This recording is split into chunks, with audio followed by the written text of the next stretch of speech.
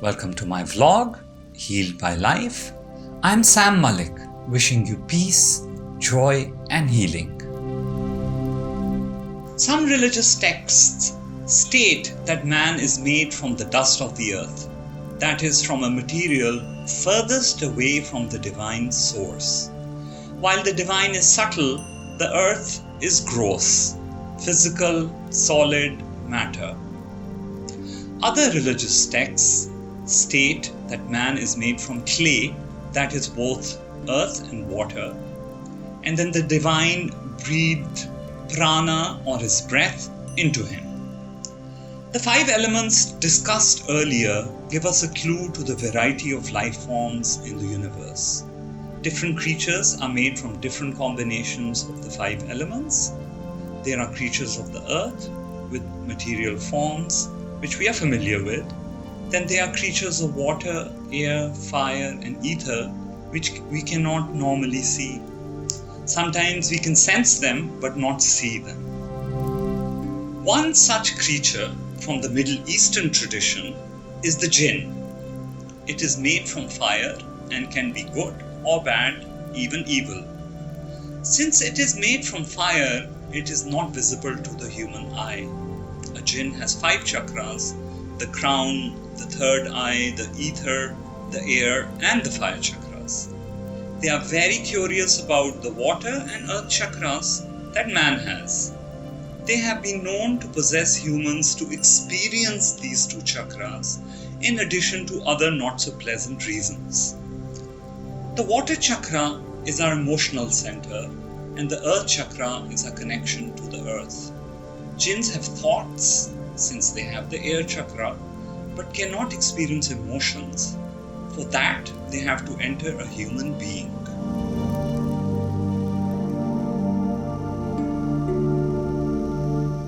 Every creature that has an earth chakra has a solid form, but man is the master of the universe, as discussed earlier. Jinns and other demonic creatures are very jealous of man's role in the universe and are constantly seeking a way to enter a man's being.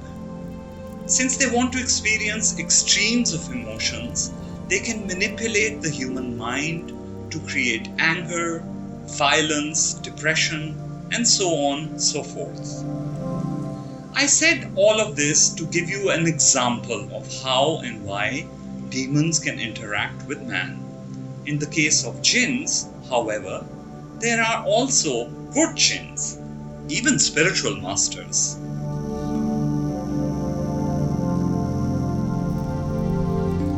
Our own fire chakra determines our zest for life and is the chakra which determines our identity.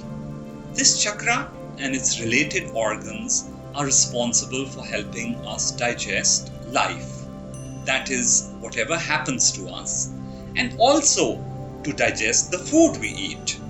Spiritually speaking, even though we touch the earth, the point furthest away from the divine center, we have been created as the best of creation, the masters of the universe. Man represents the full spectrum of creation, from the crown chakra, just below the divine throne, almost touching the divine, to the earth chakra, the edge of the created world. Unfortunately for man, instead of understanding what it means to be the best of creation, we are all too willing to compromise our identity. We have been honored by free will. We can make any choice, but a lot of us make choices against our own nature. We can influence the universe, but instead we compromise the self. Everything that I am saying to you above is both literal, but in ways which you may not understand right now, and metaphorical. It is more important to feel it rather than to prove it rationally for the sake of healing. So when we are depressed and we put ourselves down or we think we are weak, the fire in our fire chakra diminishes. When we have suicidal thoughts or self-destructive thoughts, especially when we wish that we did not exist, then a portal opens and demonic entities, including jinns, enter our bodies through the fire chakra, even though we are not conscious of this, kept hidden from us by a scientific, rational world view. We are still responsible for it. The more we deny this or not believe in it, the easier it is to become a victim of possession. And it all starts with a little indigestion. So once an evil entity enters us, we start falling sick, physically and mentally. This mistake can eventually lead to schizophrenia and even suicide. Gratitude can save us from this terrible fate. In other words, when darkness descends on man, only divine light can restore him. Love for what we are, love for life, love for the divine can free us from these dark entities. The human, like the earth, is a host to billions of creatures. Bacteria, germs, parasites, and various other life forms consider our bodies to be their habitat. When we become more acidic internally, then the balance of these microbiomes shifts to entities which are harmful for us. When we become more alkaline, the more beneficial entities thrive in our bodies. Both types of these entities, including bacteria, have a profound effect on our thoughts and the way we feel. Anger and fear create an acidic environment in the body, and gratitude and love create alkalinity. Hot spices and sour foods also create acidity in the body, and fruit and vegetables restore us back to an alkaline state. So it is both thoughts and food which becomes the source of this imbalance. Vitamin B12 is actually a bacteria found in healthy organic soil. B12 is responsible for neurotransmission up and down the body. So some of our thoughts are carried by a bacteria. Like I said earlier, everything in the universe is alive, but in ways that we don't understand. B12 is very sensitive to acidity and is the first friend of ours to get compromised. So when we sit down to eat, we must consider who our friends are and should learn to feed and strengthen them in every meal. The battle of good and evil is raging at a spiritual level around man, as mentioned before, but it is also happening within our bodies. I briefly mentioned that we also create unseen life forms through our thoughts. These are probably creatures of the air element. Bad thoughts create thousands of these creatures every moment that then surround the thinker, and good thoughts create other creatures that fight with the bad creatures. Evil entities are attracted to these bad creatures, and hence man is more vulnerable to attacks, both external and internal, when he is depressed, afraid, or angry.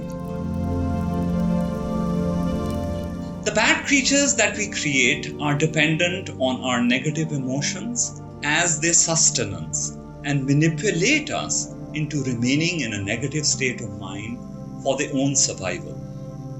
Sometimes we remain depressed for a long time without understanding what we are depressed about. The causes for such disorders can clearly be emotional, physical and spiritual, or supernatural, and all must be addressed at the same time when we try to heal. When we meet certain people, the demons also attack us, or at least start consuming our prana. Often these people are not even aware of the negative entities that surround them. Regardless, we feel low and depressed in their presence. The opposite is also true.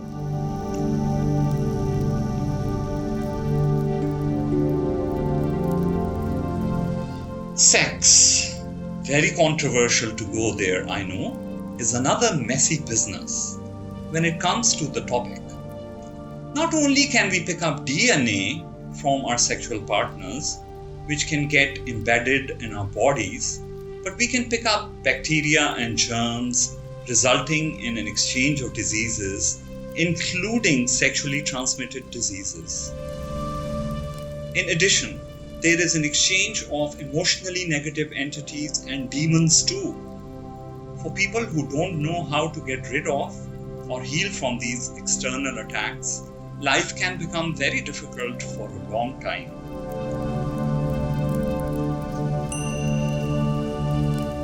Is the trauma you are feeling yours, or is it from one of your sexual partners? How can we heal from it? Sometimes, rarely, it is the demons of the two people in a sexual relationship that are more attracted to each other than the humans involved. The humans can then experience a nasty, violent, abusive relationship for a long time and don't understand why they cannot part ways. This is why sexual partners were guided by all traditions to practice monogamy and have long-term relationships where they have the time to heal each other too. After all, sex is sacred and very destructive when misused. Ultimately, we need to seek protection from the divine from the dark entities of the universe. Here I would like to repeat that all unseen entities are not evil. Some are also good, and many have the ability to choose to be either.